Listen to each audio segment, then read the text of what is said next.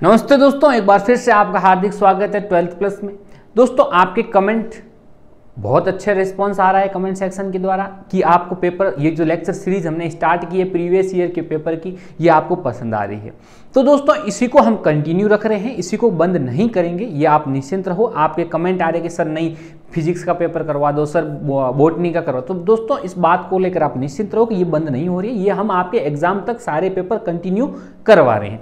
तो दोस्तों, आज जो अपन पेपर लेकर आए हैं वो है बीएससी। आपके ये रेगुलर लेक्चर आ रहे हैं, एक दिन भी आपका ब्रेक नहीं हो रहा, बीच में रेगुलर आपका एक लेक्चर आ रहा है।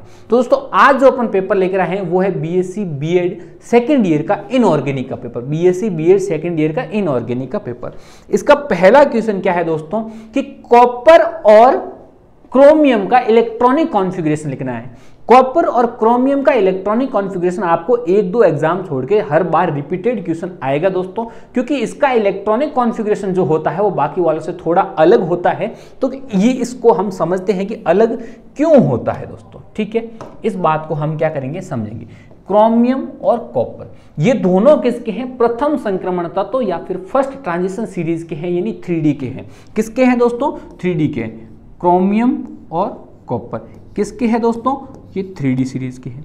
अब बात आती है क्रोमियम कहाँ पे आता है, स्कैंडियम, टाइटेनियम, वेनेडियम, क्रोमियम कहाँ पे आएगा, 24 नंबर पे। कहाँ पे आएगा दोस्तों, 24। और कॉपर कहाँ आएगा, 29 के ऊपर। आई बात समझ में दोस्तों। अब यदि इसका मैं जनरल इलेक्ट्रॉनिक कॉन्फ़िगरेशन लिखूं, यानी सामान्य इलेक्ट्रॉनिक विन्यास लिखूंगा, तो कुछ इस प्रकार से होगा 1s2 2s2 2p6 3s2 3p6। अब यहां तक का आपका क्या है, एक अक्रिय गैसेस का इलेक्ट्रॉनिक कॉन्फ़िगरेशन आ जाएगा, तो आपके बुक में इस प्रकार से लिखा हुआ आ जाएगा। उसके बाद वाले इलेक्ट्रॉनिक कॉन्फ़िगरेशन में क्या होंगे, चेंजेस होंगे। अब यदि 3p आ गया है, हम बोल रहे हैं 3D सीरीज के एलिमेंट है, तो 3D तो आएगा ही। उसके बाद में क्या आता है, 4s आएगा। अब दोस्तों 4s क्या है, पहले s ऑर्बिटल के अंदर इलेक्ट्रॉन ऑलरेडी फिल है, तो अब ये जनरल इलेक्ट्रॉनिक कॉन्फ़िगरेशन के द्वारा देखें तो यहाँ पर कितना होना चाहिए, 2। अब ये कितना हो गया, 2 और 2 4, 4 और 6 10, 10 और 2 12, 12 और 6 18, 18 और 2 कितने हो गए, 20। तो 20 हो गए, 24 करने, तो यहाँ पर कितना आना चाहिए था, 3D 4। इलेक्ट्रॉनिक कॉन्फ़िगरेशन होना इस प्रकार का चाहिए था। यही इसलिए एग्जाम में पूछा है, क्योंकि ये इस प्रकार का नहीं होता है। आपके दिमाग में क्या आएगा, 24 कंप्लीट करने कर देंगे, लेकिन इसका इलेक्ट्रॉनिक कॉन्फ़िगरेशन ये नहीं होता है, इसीलिए तो ये क्वेश्चन बना है। तो दोस्तों, इसका इलेक्ट्रॉनिक विन्यास जो होगा 3D4 4s2 से क्या हो जाएगा आपका 3D5 4s1। तो सर ऐसे क्यों हुआ, इसके पीछे की केमिस्ट्री देखते हैं। अब इसके अंदर क्या हुआ दोस्तों, यदि मैं इन दोनों को ऑर्बिटल के अंदर इलेक्ट्रॉनों को भर के दिखाऊं आपको, तो कुछ इस प्रकार से आपके इलेक्ट्रॉन रहेंगे। डी ऑर्बिटल के अंदर आपको टोटल 4 इलेक्ट्रॉन भरने, ये लो 1 2 3 4। एस ऑर्बिटल के अंदर आपको 2 इलेक्ट्रॉन बने, ये भर दिए 2 इलेक्ट्रॉन दोस्तों। इसके बाद में इसी इनके इलेक्ट्रॉन, यहां पर 4 इलेक्ट्रॉन और 2 इलेक्ट्रॉन, यहां पर 5 और 1। तो दोस्तों भर के देखते हैं,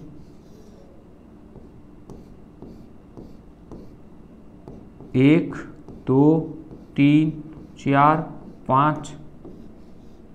अरे दोस्तों, इतना तो पता है ना कि एक ऑर्बिटल के अंदर मैक्सिमम कितने इलेक्ट्रॉन भरे जा रहे हैं, 2। मैक्सिमम कितने, 2। अब यहां पर यदि मैंने 2 इलेक्ट्रॉन, यहां पर 2 इलेक्ट्रॉन था, यहां 1 हो गया। अब इस ऐसे इलेक्ट्रॉनिक कॉन्फ़िगरेशन को क्या बोलते हैं, हाफ फील्ड या फिर अर्धपूरित इलेक्ट्रॉनिक विन्यास। इसमें क्या है, ये फुल फील्ड है, यानी पूर्ण भरित है, लेकिन यहां पर किसा है ना, हाफ फील्ड भी नहीं है, फुल फील्ड भी नहीं है।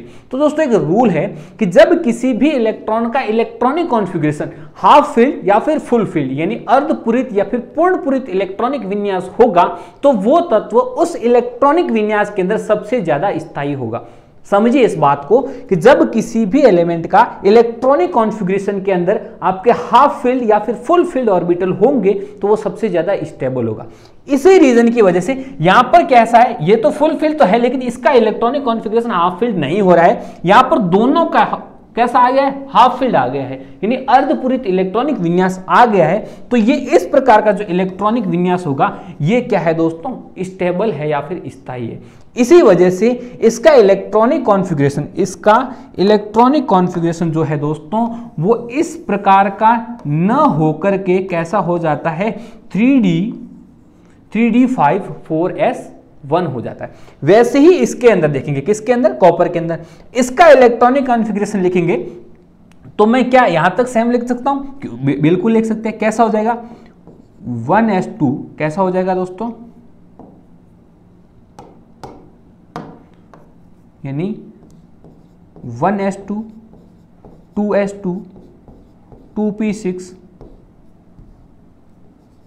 3s2 3p6। आई बात समझ। अब 3d और 4s रह गया। अब क्या हो सकता है, 4s के अंदर मान लो जनरल इलेक्ट्रॉनिक कॉन्फ़िगरेशन के द्वारा क्या होना चाहिए, इसके अंदर 2 हो गया। अब ये टोटल कितने हो गए 20, तो d के अंदर कितने आने चाहिए 9, कितने आने चाहिए दोस्तों 9। लेकिन ऐसा इलेक्ट्रॉनिक कॉन्फ़िगरेशन नहीं होकर के इसमें भी कौन सा रूल लगेगा, फुल फील्ड और हाफ फील्ड वाला, और क्या हो जाएगा आपका, और क्या हो जाएगा आपका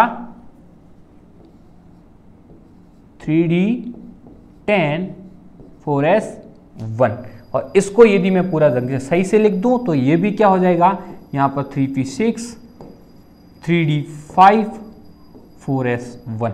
आई बात समझ में। इसमें क्या हुआ है, एक s ऑर्बिटल का इलेक्ट्रॉन जो था वो किस में चला गया है, 3d के अंदर चला गया। वैसे इसी में किस में चला गया, 3d के अंदर। क्यों, अर्धपूरित और पूर्ण पूरित यानी हाफ फील्ड और फुल फील्ड इलेक्ट्रॉनिक कॉन्फ़िगरेशन जो होता है दोस्तों, वो सबसे ज्यादा स्टेबल इलेक्ट्रॉनिक कॉन्फ़िगरेशन होता है। नेक्स्ट क्वेश्चन नंबर 2, संक्रमण धातुओं में उच्चतम घनत्व किस धातु का होता है। अब दोस्तों आपका संक्रमण धातु यानी d ऑर्बिटल के इतने सारे एलिमेंट्स जो है उसमें से कौन से एलिमेंट की डेंसिटी सबसे ज्यादा होती है। तो दोस्तों इसमें आपके 2-3 प्रकार से आपको मैं, यहां पर एक पीरियोडिक टेबल थी उसको बड़ा करने की कोशिश करते हैं, ठीक है। इनमें से कहां से लेकर के, यानी आपका यहां से लेके इन सभी में से उस तत्व के बारे में बताना है या उस एलिमेंट के बारे में बताना है जिसका घनत्व क्या हो, सबसे ज्यादा हो। अब दोस्तों घनत्व या डेंसिटी क्या होती है, घनत्व इज इक्वल टू क्या होगा, द्रव्यमान बटा आयतन या फिर मास अपॉन वॉल्यूम। आई बात समझ। तो इसमें से किसका मास सबसे ज्यादा हो सकता है, और मास और वॉल्यूम का जो अनुपात होगा वो किसका होना चाहिए, सबसे ज्यादा जिसका होगा उसकी डेंसिटी क्या हो जाएगी, ज्यादा हो जाएगी। तो दोस्तों इसमें यदि हमें सबसे न्यूनतम पूछा होता तो सीधा आंसर लिखते स्कैंडियम। क्या लिखते, स्कैंडियम। क्यों, क्योंकि इसका आकार सबसे बड़ा होगा। हमने ये तो पढ़ रखा दाएं से बाएं जाने पर आकार में क्या होती है, कमी होती है। आई बात समझ। लेकिन और यहां पर इसके इलेक्ट्रॉनों की संख्या कम है तो प्रोटॉनों की संख्या कम होगी, तो न्यूट्रॉनों की संख्या भी कम होगी, मतलब क्या द्रव्यमान कम होगा। तो यहां पर क्या हो सकता है, सबसे न्यूनतम तो इसका हो गया।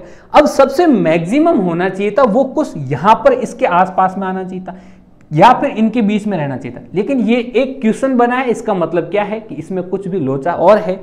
तो दोस्तों सबसे कम होता है वो होता है, सबसे ज्यादा जो होता है सॉरी वो होता है ओस्मियम का। किसका होता है, ओस्मियम का। अब ऐसा क्यों होता है, ओस्मियम का जो एटॉमिक रेडियस है या फिर इसकी जो त्रिज्या है, कौन सी, इसकी आयनिक त्रिज्या या फिर इसकी परमाणु त्रिज्या का मान है वो सबसे ज्यादा क्या है, छोटा है। क्यों, क्योंकि सबसे ज्यादा उसकी आकृति छोटी है या उसका आकार यदि छोटा है मतलब उसका आयतन कम हो गया, और जिसका आयतन कम हो जाएगा उसकी डेंसिटी ज्यादा हो जाएगी। अब यहां पर बात आती है कि इसका ही कम क्यों है, इसका ही कम क्यों है। तो दोस्तों आपको पता है ये क्या है, लैंथेनाइड है। इस सीरीज में यहां पर इससे पहले यहां पर क्या प्रेजेंट है, लैंथेनॉइड्स प्रेजेंट है।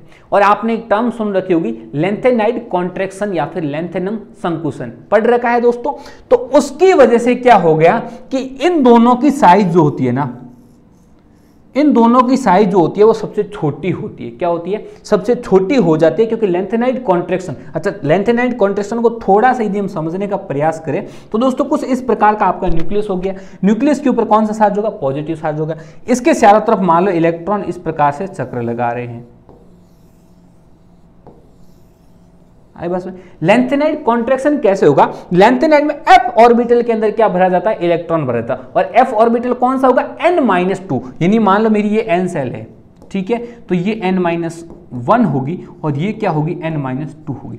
जितना ज्यादा पॉजिटिव चार्ज के पास में इलेक्ट्रॉनों को भरा जाएगा, और इलेक्ट्रॉन के ऊपर चार्ज कौन सा होता है, नेगेटिव, जितना ज्यादा इलेक्ट्रॉनों को पॉजिटिव चार्ज के नजदीक भरा जाएगा। अब यहां पर क्या था, किसी भी प्रकार का f ऑर्बिटल में इलेक्ट्रॉन नहीं जा रहा था, तो इसके बीच में कहीं इलेक्ट्रॉन नहीं आ रहे थे, लेकिन अब इसमें f के 14 इलेक्ट्रॉन यदि हमने भर दिए तो इसके इनर सेल के अंदर बहुत ज्यादा इलेक्ट्रॉन भर जाएंगे, और यहां पर नेगेटिव चार्ज और यहां पर प्रोटॉनों की संख्या भी तो बढ़ेगी, तो नेगेटिव पॉजिटिव के बीच में बहुत ही ज्यादा आकर्षण हो जाता है। इसकी वजह से इसके आकार में क्या होने लग जाती है, कमी होने लग जाती है।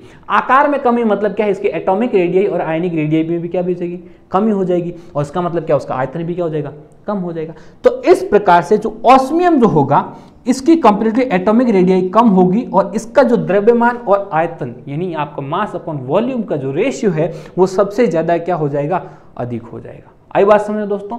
तो इसका आपको एग्जांपल याद रखना है, ओस्मियम या फिर ओएस।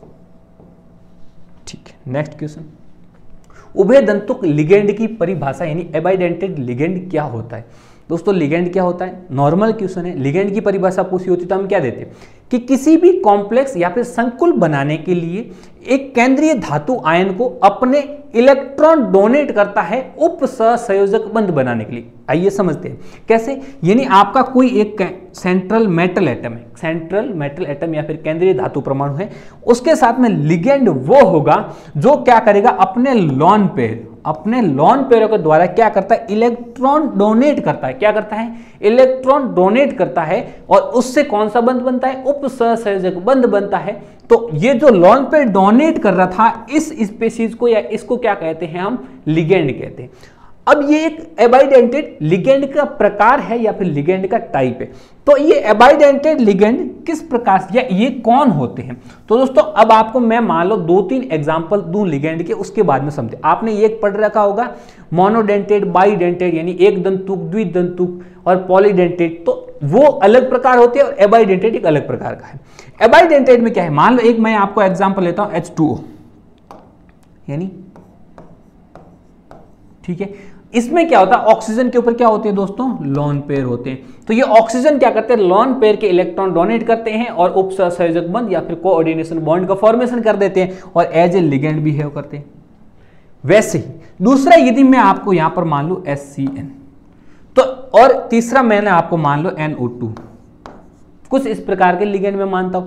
इसमें नाइट्रोजन के पास में लोन पेयर है, तो नाइट्रोजन क्या करेगा, लोन पेयर देगा और बॉन्ड बनेगा। इसमें क्या, सल्फर के पास में लोन पेयर है, और इसमें क्या, नाइट्रोजन के पास में लोन पेयर है।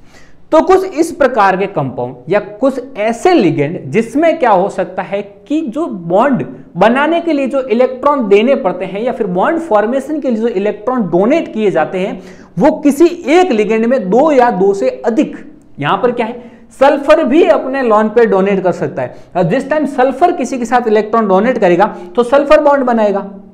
आइबस में जो इलेक्ट्रॉन डोनेट कर रहा है वो सीधा कोऑर्डिनेशन बॉन्ड बना रहा है, और मान लो सल्फर ने इलेक्ट्रॉन डोनेट नहीं करके नाइट्रोजन ने इलेक्ट्रॉन डोनेट कर लिया तो नाइट्रोजन बॉन्ड बना रहा है। यानी ये वह लिगेंड होते हैं जिनमें किसी एक लिगेंड में 2 या 2 से अधिक या फिर 2 लिगेंड ऐसे परमाणु या 2 लिगेंड ऐसे उपस्थित होते हैं जो क्या कर सकते हैं, उसमें बॉन्ड बनाने की कैपेसिटी होती है या फिर लिगेंड डोनेट करने की कैपेसिटी होती है। तो इस प्रकार के जो लिगेंड होंगे, यानी इस प्रकार के जो लिगेंड होंगे, उन्हीं लिगेंड का नाम क्या है, एबाइडेंटेड लिगेंड या फिर उभयदंतुक लिगेंड।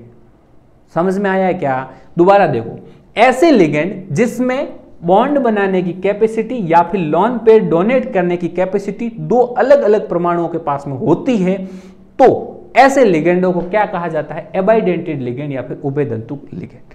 मेरे हिसाब से आपको समझ में आ गया होगा, नहीं आया है तो कमेंट करके बता देना। नेक्स्ट आपका है एक कॉम्प्लेक्स दिया हुआ है, इस कॉम्प्लेक्स का आपको क्या करना है, नोमेनक्लेचर करना है, इसका नाम बताना है। अब दोस्तों इसको हम नॉर्मल रूल देखें, यदि इसकी पहले सबसे पहले क्या निकालनी पड़ेगी हमें, ऑक्सीडेशन स्टेट, यानी Ag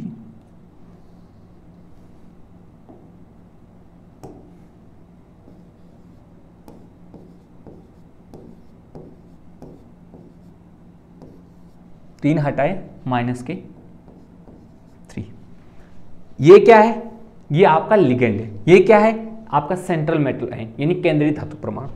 अब हमें सेंट्रल मेटल आयन की यदि ऑक्सीडेशन स्टेट निकालें तो हम लिखेंगे x इंटू इसकी होती है -2 इंटू 2 इज इक्वल टू -3। 3। तो x और ये 4 उधर लेके जाएंगे तो कितना हो जाएगा, x की वैल्यू कितनी आ जाएगी, प्लस की 1। यानी ऑक्सीडेशन स्टेट निकल गई। अब आपका IUPAC नोमेनक्लेचर है, वो आपका एक बेसिक नॉलेज है, आपका 11th-12th में आपने पढ़ रखा होगा। BSc में आए हो तो सबसे पहले केमिस्ट्री पढ़ रहे हो, हमारे पास पढ़ रहे हो, यदि ऐप से पढ़ोगे तो हम आपको 100% सिखाएंगे। लेकिन अब इतनी बड़ी IUPAC में आपको यहाँ 1-2 नंबर की क्वेश्चन में नहीं समझा सकता, लेकिन इसका नाम लिखने का थोड़ा सा पढ़ना। सबसे पहले क्या लिखेंगे, सोडियम। क्या लिखेंगे, सोडियम। आई बात समझ। उसके बाद में लिगेंड के बारे में लिखा जाएगा। लिगेंड के बारे में लिखेंगे, क्या लिखेंगे, लिगेंड कितने प्रेजेंट है, 2, तो क्या लिखेंगे, डाई। उसके बाद में सल्फर इलेक्ट्रॉन डोनेट करते तो लिखेंगे थायो। सल्फर डोनेट करके क्या लिखेंगे, थायो। और क्या है, सल्फेट है, तो क्या लिखेंगे, सल्फेटो। क्या लिखेंगे, सल्फेटो। और क्या है, इसकी ऑक्सीडेशन स्टेट कितनी आ गई है, 1। और इसको हम क्या लिखेंगे, अर्जेंटेट। क्या लिखेंगे,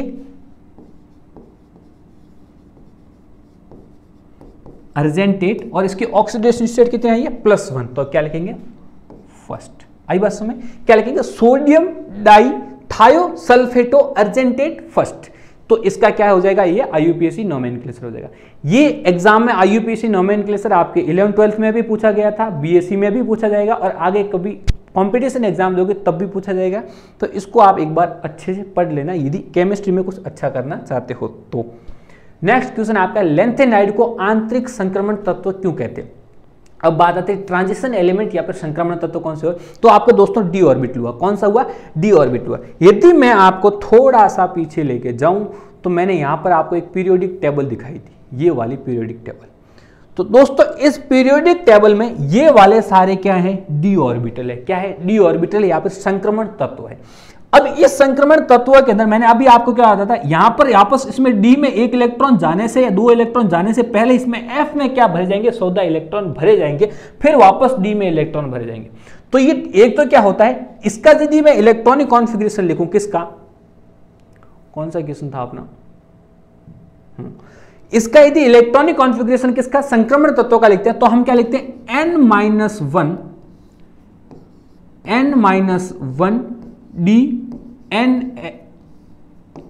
DNS2। इस प्रकार से जनरल इलेक्ट्रॉनिक कॉन्फ़िगरेशन लिखिए। और लेंथेनाइड का इलेक्ट्रॉनिक कॉन्फ़िगरेशन लिखते हैं, क्या लिखते हैं, n-2F। इस प्रकार से लिखेंगे और फिर ये वाला सेम रिपीटेड हो जाता है। इसके बाद में कैसे हो जाएगा, n-1D और NS, इस प्रकार से हो जाएगा। तो क्या है, n-1D में से भी एक अंदर की सेल के अंदर क्या भरा जा रहा है, इलेक्ट्रॉन भरे जा रहे हैं। एक अंदर की तरफ एक क्वांटम नंबर अंदर की तरफ इलेक्ट्रॉन भरे जा रहे हैं, यानी इसमें n-2f ऑर्बिटल में इलेक्ट्रॉन भरे जाते हैं, जो कि किसके अंदर आता है, संक्रमण तत्वों के अंदर की तरफ आते हैं। इसलिए इसको आंतरिक संक्रमण तत्व या फिर इनर ट्रांजिशन एलिमेंट कहा जाता है। क्या लिखोगे, इसमें n-2f ऑर्बिटल के अंदर आपका इलेक्ट्रॉन क्या कर देता है, इलेक्ट्रॉन भरे जाते हैं। इसकी वजह से इसको आंतरिक संक्रमण तत्व कहते हैं। आई बात समझ, नॉर्मल परिभाषा याद रख लोगे। प्रकृति में यट्रियम भारी लेंथेनाइडों के साथ पाया जाता है, क्यों दोस्तों। एक आपका यट्रियम आपको मैं दिखा देता हूं कि यट्रियम कहां पर प्रेजेंट होता है और लेंथेनाइड कहां पर प्रेजेंट होता है, यानी यट्रियम और लेंथेनाइड के बीच में कितना फर्क है, फिर भी वो उनके साथ में पाया जाता है, ऐसा क्यों। यट्रियम दोस्तों आपका यहां पर प्रेजेंट है, कहां पर, 4D के पास में। किसके पास में है, ये 4D का स्टार्टिंग मटेरियल है, ठीक है। अब ये आपका 4D का स्टार्टिंग मटेरियल है। उसके बाद में आपका लेंथेनाइड, और लेंथेनाइड में भी कौन से, हैवी लेंथेनाइड। कौन से दोस्तों, भारी लेंथेनाइडों के साथ पाया जाता है। हैवी लेंथेनाइड कौन से होंगे दोस्तों, आपको ये वाले सारे हैवी लेंथेनाइड है, ठीक है।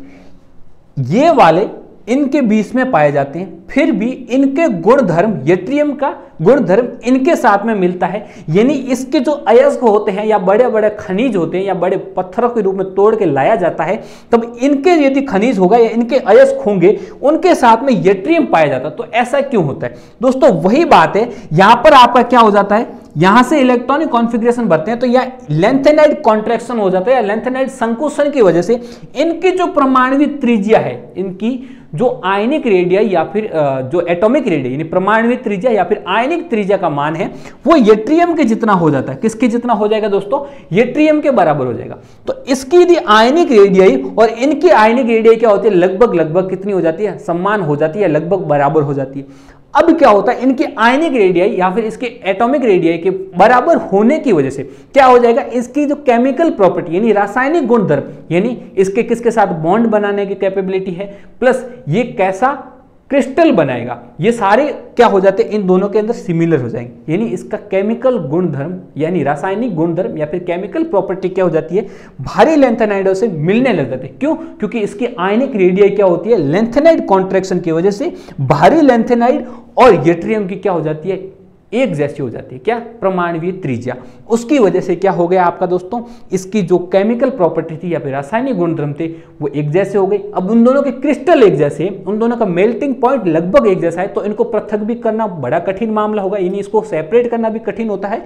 और ये पाए किस में जाएंगे, इनको यदि आप खोजते हो तो वहां पर आपको यट्रियम भी मिल जाता है। तो इसके रीजन क्या लिखोगे कि लेंथेनाइड कॉन्ट्रैक्शन की वजह से या फिर लेंथेनम संकुचन की वजह से क्या हो जाता है, उनकी यानी यट्रियम की और भारी लेंथेनाइड की क्या हो जाती है, आयनिक त्रिज्या लगभग समान होने के कारण इनके क्या होता है, रासायनिक गुणधर्म या फिर केमिकल प्रॉपर्टी एक जैसी हो जाती है। उसकी वजह से क्या हो जाता है, ये इनके साथ में पाया जाता है।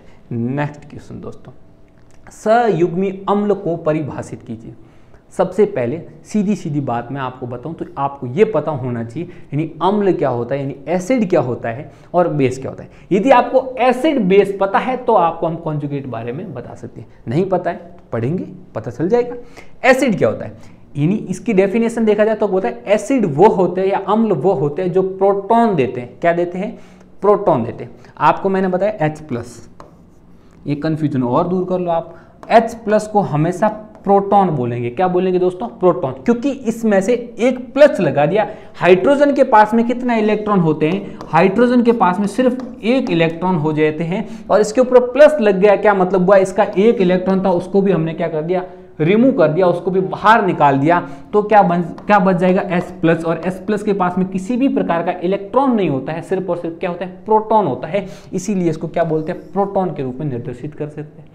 तो एसिड क्या होता है, जो कोई भी H+ त्याग सकता है या फिर जो कोई भी प्रोटॉन त्यागता है उसको बोलते हैं एसिड या फिर अम्ल। यानी जो प्रोटॉन डोनेट कर सकता है उसको बोलेंगे एसिड, और जो प्रोटॉन ग्रहण कर सकता है या जो प्रोटॉन ले सकता है या प्रोटॉन रिसीव कर सकता है उसको क्या बोलेंगे, बेस या फिर सार। तो यदि मैं एक एग्जांपल लूं, अब कंजुगेटेड एसिड बेस क्या होगा, यानी एसिड क्या होगा, जो प्रोटॉन दे सकता है, बेस क्या होगा, जो प्रोटॉन ले सकता है। यानी एक एग्जांपल लेते हैं HCl। सबको पता है क्या है, एसिड है यानी अम्ल है क्योंकि ये प्रोटॉन दे सकता है। सेकंड लेते हैं NH3, इसके पास में एक लोन पेयर होगा और ये क्या कर सकता है, एक प्रोटॉन को अपने अंदर ग्रहण कर सकता है या ले सकता है। इन दोनों की मान लो मैंने रिएक्शन करा दी, ये क्या है आपका बेस, ये क्या है आपका एसिड, ये अम्ल और ये सार। इन दोनों की रिएक्शन करवाई दोस्तों तो आपको एक प्रोडक्ट मिलेगा। यानी यहां पर से इसने एक H+ निकाला, HCl में से H+ निकला और NH3 के साथ जुड़ गया तो क्या हो जाएगा, NH4 positive plus Cl negative. आई बस में, तो यहां पर प्रोटॉन ट्रांसफर हुआ है या प्रोटॉन का स्थानांतरण होने के बाद में दो प्रकार की स्पीशीज बनी। इसको हम क्या बोलेंगे, NH3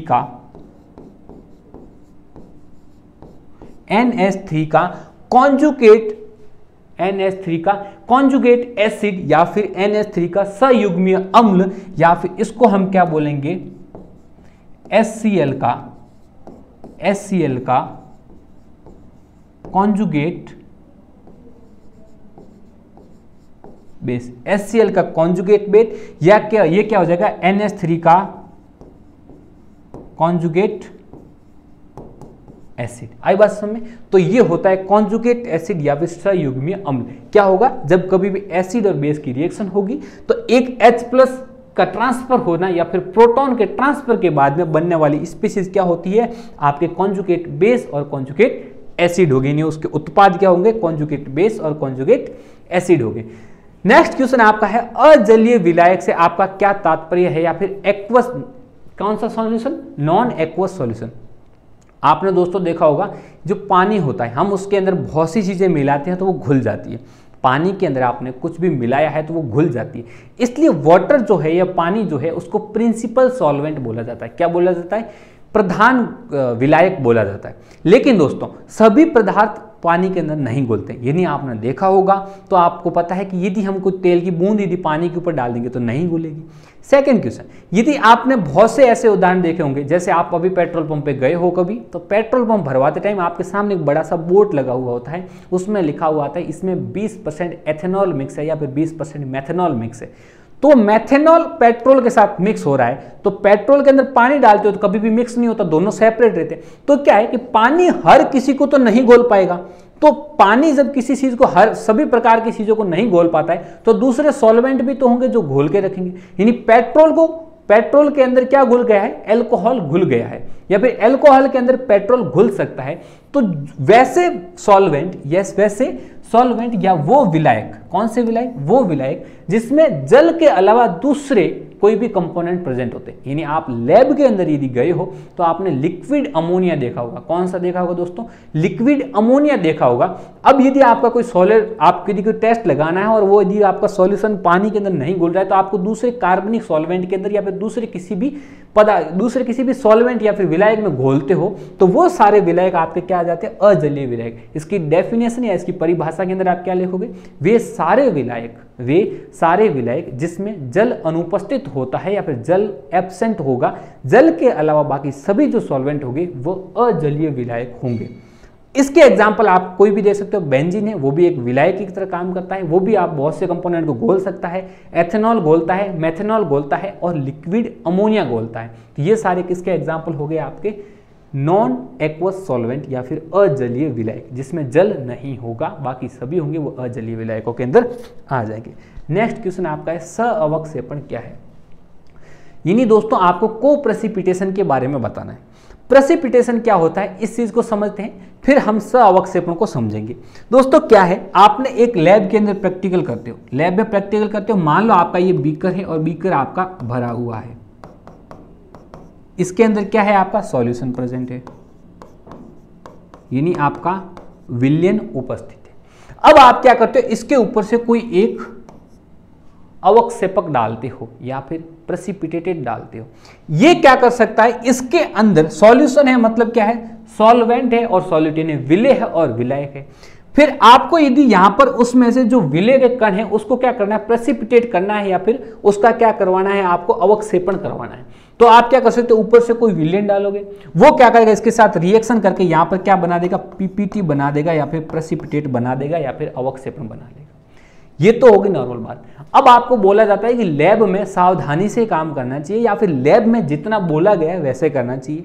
आपको कभी कभी मना किया जाता है कि आप टैप वाटर काम में नहीं लोगे, यानी नल का पानी आप सीधा काम में नहीं लोगे, आप डिस्टिल वाटर काम में लोगे। इन सभी के पीछे रीजन ये होता है कि ये जो सहअवक्षेपण है, ये दो प्रकार के अवक्षेपण होते हैं।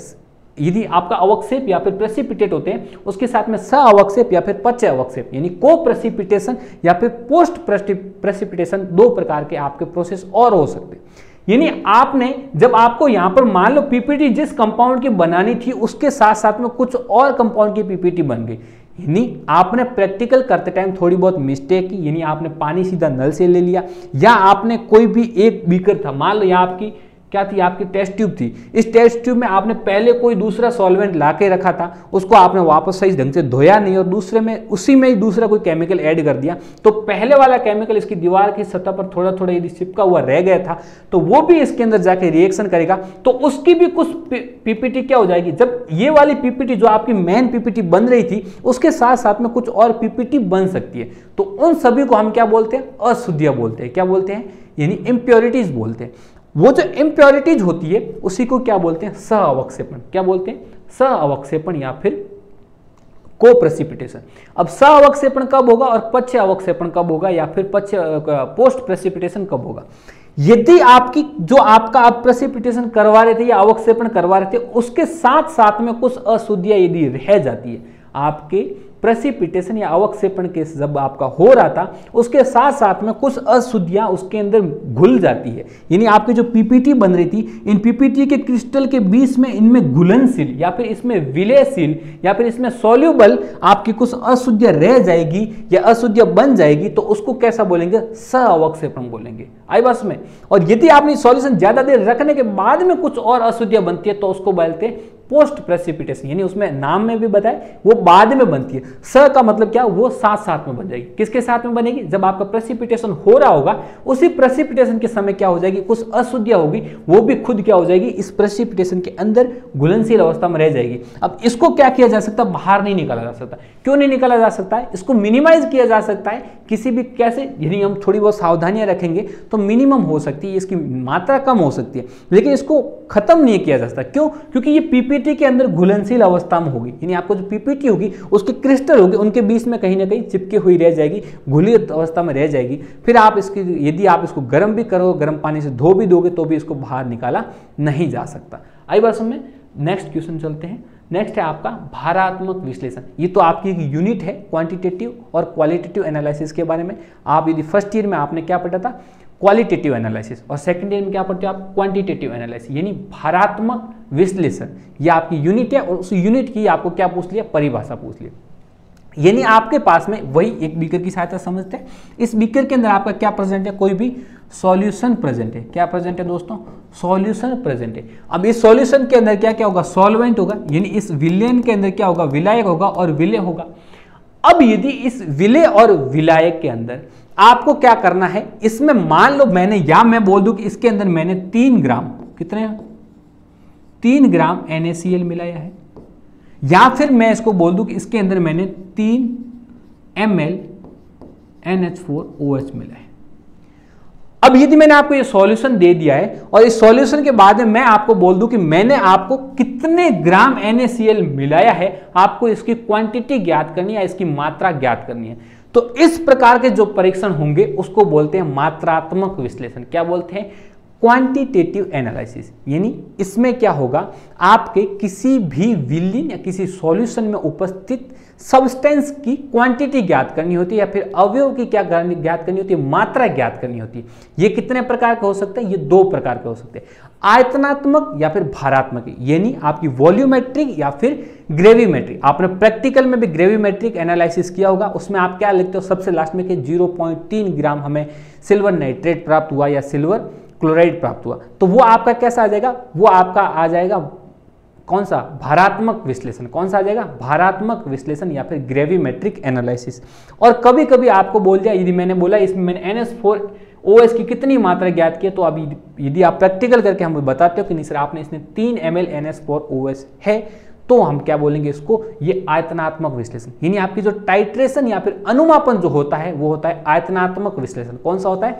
आयतनात्मक विश्लेषण। और जो आपकी ग्रेविमेट्रिक एनालिसिस होती है या फिर आपका भारात्मक विश्लेषण जो आप कौन से करते हो? प्रैक्टिकल में ग्रेविमेट्रिक की होगी, तो वो किस में आ जाता है? आपका भारात्मक विश्लेषण के अंदर। और ये दोनों किसके अंदर आ जाएंगे? मात्रात्मक विश्लेषण के अंदर। यानी इसमें हम क्या कर सकते हैं? किसी भी विलयन के अंदर घुलनशील पदार्थ की मात्रा के बारे में बताते हैं। किसके बारे में बताते हैं? पदार्थ की कितनी मात्रा में वो घुला हुआ है उसके बारे में बताते हैं। एक और होता है क्वालिटेटिव एनालिसिस। क्वालिटेटिव का मतलब है उसकी क्वालिटी। क्वालिटी का मतलब क्या हुआ? कि वो उसमें है या नहीं है तो किस फॉर्म में उपस्थित है। ये आपने फर्स्ट ईयर के अंदर पढ़ा होगा।